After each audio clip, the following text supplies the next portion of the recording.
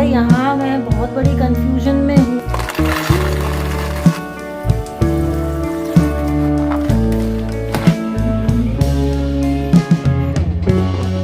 मैं तो वहाँ जाना मैं थोड़ा सा अवॉइड करती हूँ।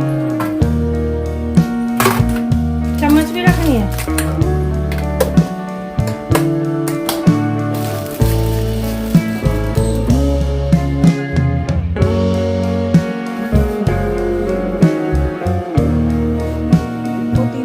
दिए हैं और अब मैं कंफ्यूज इसलिए हो रही हूँ कि हेलो जी, गुड मॉर्निंग। कैसे हैं आप सब? होप कि आप सब अच्छे होंगे। मैं भी बिल्कुल ठीक हूँ। तो जी एक और नए मॉर्निंग रूटीन एनर्जेटिक व्लॉग के साथ आप सभी का चैनल पर बहुत बहुत स्वागत है। जैसे ही मौसम चेंज होता है या सीज़न चेंज होता है, हम सबके काम के रूटीन में भी थोड़ा सा बदलाव आ जाता है। गर्मियों का रूटीन थोड़ा सा अलग रहता है, सर्दियों का रूटीन थोड़ा सा डिफरेंट हो जाता है गर्मियों के रूटीन से। अब चाहे वो हमारे घर के कामों का रूटीन हो या हमारे सोने या जगने का रूटीन हो या बाहर के कामों का रूटीन हो, बच्चों के स्कूल का रूटीन हो, सारे ही कामों में थोड़ा बहुत बदलाव सीज़न के हिसाब से ज़रूर आता है। और आज इस व्लॉग में मेरे विंटर मॉर्निंग रूटीन के साथ साथ आप लोगों के लिए मैं लेके आई हूँ विंटर्स में बनने वाली दो बहुत ही स्पेशल रेसिपीज़, जो कि बहुत झटपट बन जाती हैं और साथ ही बहुत ही हेल्दी, न्यूट्रिशियस और डिलीशियस रेसिपी है। आज इस वीडियो में मैं आप लोगों के साथ छोटे छोटे टिप्स और ट्रिक्स भी किचन के शेयर करूँगी, जिससे हमारे किचन के काम बहुत ही टाइम सेविंग हो जाएंगे। क्योंकि सर्दियों में दिन छोटे रहते हैं और काम में हमारे उतना ही टाइम लगता है जितना गर्मियों में लगता है। सर्दियों में हम कोशिश करते हैं कि काम थोड़े से इजी हो जाएं, काम थोड़े से फटाफट हो जाएं, क्योंकि बार बार सर्दियों में पानी में हाथ डालना भी पॉसिबल नहीं होता है। साथ ही कई बार ऐसा होता है, जैसे मेरे किचन में गीज़र लगा हुआ है तो गर्म पानी में हाथ धुल गया, बाहर के वॉश बेसिन में हाथ धोया तो ठंडे पानी में हाथ डल गया, तो उससे शरीर की तासीर भी ख़राब होती है। और मुझे ये है थोड़ा सा कि मैं बार बार हैंड वॉश करती हूँ। एक काम किया हैंड वॉश किया, एक काम किया हैंड वॉश किया, तो ऐसे में बार बार ठंड में पानी में हाथ डालना पॉसिबल नहीं होता है। तो इसके लिए सबसे पहला जो मैं टिप फॉलो करती हूँ कि जितनी भी मुझे चीज़ें चाहिए रेसिपी अपनी कंप्लीट करने के लिए, उनकी चॉपिंग मैं एक साथ कर लेती हूँ। फिर चाहे वो प्याज हो, टमाटर हो, लहसुन हो, धनिया हो, मिर्ची हो, सबको एक साथ चॉप करके रख लेती हूँ, ताकि बार बार चॉपिंग का या जो भी चॉपिंग के लिए चीज़ें यूज़ हुई हैं उनको धोने का टाइम जो है वो मेरा बच जाए। अब यहाँ मैं अपनी सबसे पहली रेसिपी बनाना शुरू कर दिया है। तो इसके लिए मैंने सरसों का ऑयल लेके हींग जीरा पकाया, उसके बाद अदरक लहसुन पकाया, उसके बाद मैंने प्याज डाल दिया। प्याज मेरा जब तक भुनेगा, तो यहाँ पे मैं साथ साथ दूसरी रेसिपी की तैयारी कर रही हूँ। ये स्प्राउट्स हैं, साबुत मूंग और काले चने के। तो इनको मैं पहले थोड़ी देर के लिए पानी में भिगो के रख दूँगी, ताकि ये थोड़े से अच्छे से धुल जाएं। ये ऑनलाइन मंगाए थे लक्की ने। तो अगर हम घर में स्प्राउट्स बनाते हैं ना, तो इनको पानी में भिगोने की नीड नहीं होती है। बट अगर हम बाहर से मंगा रहे हैं तो 5-7 मिनट पानी में ज़रूर से इनको आप भिगो के रखें। यहाँ प्याज भुन गए थे, तो इसमें मैंने टमाटर डाल के हल्का सा मिक्स किया। और जो बेसिक मसाले हम डेली के खाने में यूज़ करते हैं, हल्दी, नमक, इसमें मैंने थोड़ी सी काली मिर्च डाली है, क्योंकि सर्दियों में काली मिर्च हेल्दी रहती है, तासीर गर्म होती है। सारे मसाले ऐड करके मैंने ढक के सिम गैस पे पकने के लिए छोड़ दिया है। साथ साथ यहाँ स्प्राउट चाट मैं बना रही हूँ, तो इसमें मैंने जो प्याज टमाटर चॉप करके रखे थे वही मैंने सब्ज़ी में यूज़ किए हैं और वही मैंने जो है स्प्राउट चाट में यूज़ किए हैं। तो प्याज टमाटर के साथ थोड़ा सा चाट मसाला डाला, नमक डाला। इसमें मैंने काली मिर्ची नहीं डाली है, क्योंकि बच्चों के गले में लगती है। धनिया पाउडर डाला और नींबू निचोड़ के हमारी जो है स्प्राउट चाट बिल्कुल रेडी है। ये बहुत हेल्दी रेसिपी और 5 मिनट में बनने वाली रेसिपी है। यहाँ साथ साथ जो है छौंक भी मेरा बिल्कुल अच्छे से पक गया था। इसमें मैंने ऐड कर दिया है मशरूम। इस टाइम सर्दियों में मशरूम बहुत अच्छा आ रहा है, और स्पेशली बटन मशरूम होता है, तो उसकी तो सब्ज़ी के क्या ही कहने हैं उसके टेस्ट में। और ये जो जाली वाली मशरूम आती है, इसमें बहुत डिफरेंट होता है टेस्ट में। लेकिन सर्दियों में जो है बहुत फ्रेश मशरूम आता है। मैं कोशिश करती हूँ कि एक दिन छोड़ के एक दिन, नहीं तो हफ्ते में 2 से 3 बार मशरूम मेरे घर में ज़रूर से बने। यहाँ साथ-साथ जो है मैं लक्की के नाश्ते की और लंच की रोटियाँ बना रही हूँ, क्योंकि लक्की ने जाना है स्कूल, तो सब्ज़ी मैंने दूसरे गैस पे ट्रांसफ़र कर दिया है। और ये रोटी मेकर लेने के बाद ना मुझे बहुत ज़्यादा कन्वीनियंट हो गया है। रोटियाँ बहुत जल्दी बन जाती हैं और मेरे हाथ पे ज़्यादा प्रेशर नहीं आता है। बहुत अच्छा जो है इसका रिव्यू रहा है, बहुत अच्छा इसका आउटकम आया है, काफ़ी बढ़िया है ये। मैं डिटेल में रिव्यू आप लोगों के साथ ज़रूर से शेयर करूँगी। आप लोगों के कमेंट्स आ रहे थे बट मैं नहीं कर पाई। और यहाँ जो है सब्ज़ी भी बन के रेडी हो गई है। लास्ट में इसको मैंने गार्निश कर लिया है हरे धनिए के साथ। हरा धनिया मैंने काफ़ी सारा चॉप करके इकट्ठा ही डब्बे में डाल के फ्रिज में रखा हुआ है, तो जितना मुझे चाहिए होता है निकाल के धो के और मैं यूज़ कर लेती हूँ। तो जी यहाँ हमारी ये दूसरी डिश भी बन के बिल्कुल रेडी है। लकी का ब्रेकफास्ट हो गया है, उसने स्प्राउट चाट ही खाया है और यहाँ मैंने साथ साथ उसका लंच भी पैक कर दिया है। लकी का लंच पैक करने के बाद सीधा नहाने चली गई थी। और ये कुछ शॉल हैं जो मैं अपने सारे मंदिर के विग्रहों के लेके आई थी। इसमें 2 शॉल छोटे हैं और 4 शॉल बड़े हैं, क्योंकि टोटल मेरे पास 6-7 विग्रह हैं, तो सबके मैं अलग अलग लेके आई हूँ। लेकिन इसमें ना एक मेरे हनुमान जी का जो राम दरबार के साथ हैं उनका रह गया है, तो उनका मुझे अलग से लाना पड़ेगा। मुझे ये था कि शायद राम दरबार वाला पूरा ही आ जाएगा, बट वो छोटा रह गया। साथ ही मैं लेके आई थी 2 दिए, और इस बार ना मैं बिल्कुल अलग अपने दिए लेके आई हूँ, क्योंकि दिए में मैं भोग देती हूँ ना, फिर इसी में क्या करते हैं ये लोग गूगल लोबान चला देते हैं, क्योंकि पहचान नहीं रहती है। तो इसलिए अब की बार मैं बिल्कुल अलग अपने डिज़ाइन के कलरफुल से सुंदर से जो है दिए लेके आई हूँ माता रानी का भोग देने के लिए।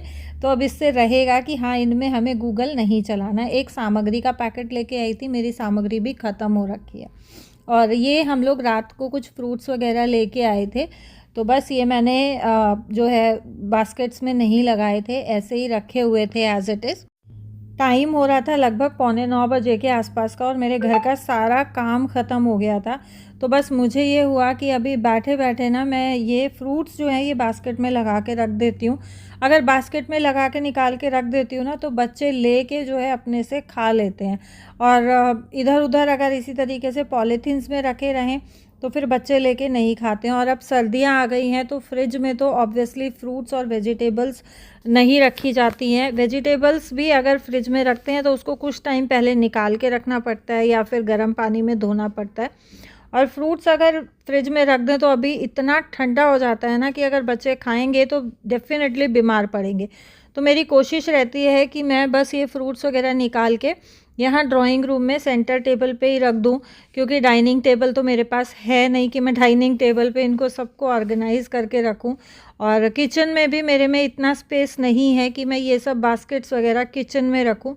तो मेरे पास अभी फर्स्ट और लास्ट ऑप्शन यही रहता है कि मैं इस सेंटर टेबल पे ही सारे फ्रूट्स जो है अरेंज करके रखूं, ताकि बच्चे जो है जब मन हो तो यहीं से लेके खा लें। और सारा दिन हम लोग ड्राइंग रूम में ही बैठे रहते हैं, तो ये सभी के लिए बहुत कन्वीनियंट रहता है कि जिसको भी जो भी फ्रूट चाहिए होता है बास्केट में से उठाया, वॉश किया और अपना खा लिया।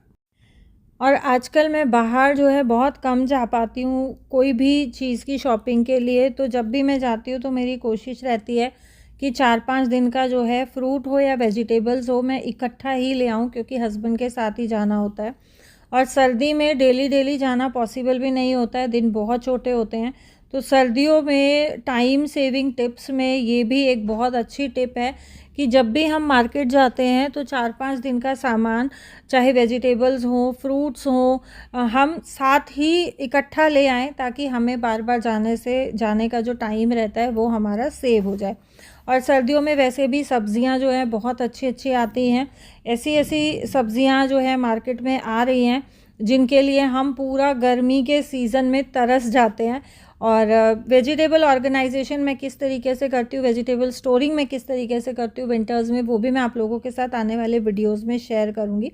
यहाँ मैं लेके आई थी टमाटर, क्योंकि टमाटर भी मेरे ऑलमोस्ट ख़त्म हो गए थे। टमाटर मेरे घर में सबसे ज़्यादा यूज़ होता है क्योंकि बिना कम टमाटर वाली सब्ज़ी नहीं अच्छी लगती है, बच्चे खाते भी नहीं हैं। और मैं नींबू या करौंदा वगैरह या और किसी तरीके की खटाई जो है मैं यूज़ नहीं करती हूँ। हमारे यहाँ नहीं पसंद करते हैं और किसी तरीके की खटाई, तो इस वजह से जो है टमाटर मेरे घर में बहुत ज़्यादा लगता है। और ये जो फ्रूट आप देख रहे हो, ये इन टोटल सारा फ्रूट आया था आई थिंक 1800 कुछ का। उसके बाद हमने टमाटर लिए थे, मशरूम लिया था, स्ट्रॉबेरी लिया था, तो ये अप्रॉक्स अराउंड पूरा ही जो है इन टोटल हुआ था 2800 कुछ का। तो उसके साथ ये धनिया और 5-7 मिर्च जो है ये फ्री में मिली थी। और सामान हम कितने का भी ले आएँ, कितने की भी सब्ज़ी फ्रूट आ जाए, लेकिन जो फ्री की चीज़ मिलती है ना, उसका आनंद ही एक अलग होता है लेडीज़ के लिए। आप लोगों के लिए होता है या नहीं होता है प्लीज़ बताइएगा। बट मुझे बहुत अच्छा लगता है कि बाद में ये बोलना भैया थोड़ा धनिया मिर्ची डाल दो, लेकिन हम लोग जैसे आप जानते ही हो कि एक ही वेंडर हैं जिनसे हम हमेशा लेते हैं। बट अभी एक और जो है जिनसे मेरे हस्बैंड लेके आते हैं, उन वेंडर के पास हम गए थे तो उन्होंने बहुत कम दिया है। जिनसे मैं लेके आती हूँ वो पूरा इतने में ना पूरा एक बंच दे देते हैं धनिया का, तो वो एक अलग लेवल की ही खुशी होती है। तो यहाँ पे मैंने धनिया और मिर्च को भी साथ साथ छांट के और वेजिटेबल बॉक्सेस में रख दिया है, क्योंकि वेजिटेबल्स जो है वो जाएंगी फ्रिज में और फ्रूट्स रहेंगे यहीं पे। और ये जो जितनी भी पॉलीथीन्स निकली हैं ये सभी यूज़ होंगी डस्टबिन के लिए। और गार्बेज बैग हम सभी के घरों में यूज़ होता है, लेकिन गार्बेज बैग के लिए पैसा डालना मुझे वेस्टेज ऑफ मनी लगता है। ये पॉलीथीन्स काफ़ी मजबूत होती हैं। किचन का जो गीला कूड़ा होता है उसके लिए मेरा अलग डस्टबिन है, उसके लिए भी ये पॉलीथीन परफेक्ट रहती है और बड़े डस्टबिन के लिए भी परफेक्ट है। आज शाम को हमारे को किसी फंक्शन में जाना था, लेकिन मैं टाल कर रही थी। अब टाल क्यों कर रही थी वो आगे शेयर करूँगी आपके साथ। और अभी फ़िलहाल जो है मैं बहुत बड़ी दुविधा में फंस रखी हूँ। सुबह हस्बैंड का कॉल आ गया, उनको जाना पड़ गया किसी केस के सिलसिले में अचानक से दिल्ली से बाहर। अब वो थोड़ा सा लेट हो जाएंगे आने में, तो वो डायरेक्ट वहीं पहुँचेंगे। यहाँ से बच्चों के साथ मेरे को जाना पड़ेगा, क्योंकि लक्की जो है ना, आपको पता है यार, बच्चे दादा दादी के साथ है ना कुछ ज़्यादा ही फ्री हो जाते हैं, तो थोड़ा सा पेरेंट्स का रहना बहुत ज़रूरी हो जाता है। ये उछला कूदी ज़्यादा करता है तो चोट वोट ना लग जाए, इसलिए हमें साथ रहना ही होता है किसी ना किसी को। फ़िलहाल जो है यहाँ मैं बहुत बड़ी कन्फ्यूजन में हूँ। और मैंने जो है ये 4-5 सूट निकाल रखे हैं, मुझे समझ में नहीं आ रहा है मैं कौन सा सूट पहनूँ। एक तो सूट है ये वाला, इसके साथ ये कली वाला प्लाजो है अम्ब्रेला में, और इसकी चुन्नी बहुत हैवी है जरी की, ये सर पे ना रुकती नहीं है, तो इस वजह से मैं इसको थोड़ा सा पहनने की टाल मटोली कर रही हूँ। लेकिन खुशी बोल रही है कि ये वाला पहन लो। दूसरा ये वाला सूट है, तीसरा ये वाला है। ये जो खोल रखे हैं वो मैंने आपको तीनों दिखा दिए हैं। और 2 सूट ये हैं, एक ये है मूंगिया ग्रीन कलर का, इसकी भी चुन्नी बहुत हैवी है, ये चुन्नी है इसकी। ये इसका प्लाज़ो है, कुर्ता भी इसका काफ़ी हैवी है, बट चुन्नी की वजह से इसको भी मैं टाल कर रही हूँ पहनने की, क्योंकि चुन्नी सिर पे रुकेगी नहीं, बार बार हाथ ऊपर उठाना पड़ेगा। ये शरारे वाला है, इसका गला बहुत छोटा है, तो इसको मैं इसलिए टाल कर रही हूँ। अब मैं कंफ्यूज इसलिए हो रही हूँ क्योंकि मेरे को हाथ की वजह से सूट पहनने में और निकालने में बड़ी दिक्कत आती है। पहन तो फिर भी लेती हूँ मैं, जैसे तैसे करके एडजस्ट हो जाता है, लेकिन रिमूव करते टाइम बहुत ज़्यादा दिक्कत आती है। तो बस इस वजह से अभी ये मेरा कन्फ्यूजन बहुत बड़ा है। ऑप्शन तो है मेरे पास, अगर हाथ की दिक्कत नहीं होती तो मैं चट देसी कोई सा भी पहन के चली जाती। और फ़िलहाल जो है हाथ में मेरे में पहले से बहुत ज़्यादा आराम है, काम मैं बहुत इजीली कर रही हूँ अपना, और बहुत आराम से कर रही हूँ। जो हर टाइम 24 घंटे दर्द रहता था वो दर्द नहीं है। इंटरनली पेन है, वो जब होता है जब मैं हाथ को रेंज से बाहर ले जाने की कोशिश करती हूँ। बाकी इजीली मैं अपने काम कर पा रही हूँ। देसी जो मैंने दवाई ली थी उसके बाद से मुझे आराम है, जो प्लास्टर लगा था उसके बाद से काफ़ी आराम है। और ज़बरदस्ती अगर सूट पहन लेती हूँ और फिर ज़बरदस्ती जैसे निकालना तो पड़ेगा ही, निकालती हूँ ना तो हाथ ऐसा होता है जैसे बिल्कुल फट जाएगा, और उसके बाद 3-4 दिन के लिए वो दर्द स्टेबल हो जाता है। इस वजह से जहाँ बिल्कुल मेरे को ये रहता है ना कि सूट ही पहन के जाना और कोई ऑप्शन नहीं है, तो वहाँ जाना मैं थोड़ा सा अवॉइड करती हूँ। बट अभी जो है आज मेरी मजबूरी होगी तो मेरे को जाना पड़ेगा।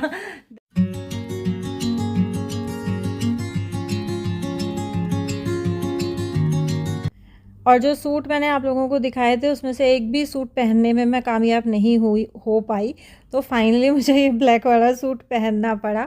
और अगर आज की रेसिपीज़ आप लोगों को पसंद आई हो तो वीडियो को लाइक करना, शेयर करना फैमिली एंड फ्रेंड्स के साथ। चैनल सब्सक्राइब नहीं किया है तो प्लीज़ चैनल को सब्सक्राइब ज़रूर से कर लेना। और एक मीठी मीठी स्माइल के साथ इस व्लॉग को यहीं पे एंड करते हैं। Thank you so much for watching.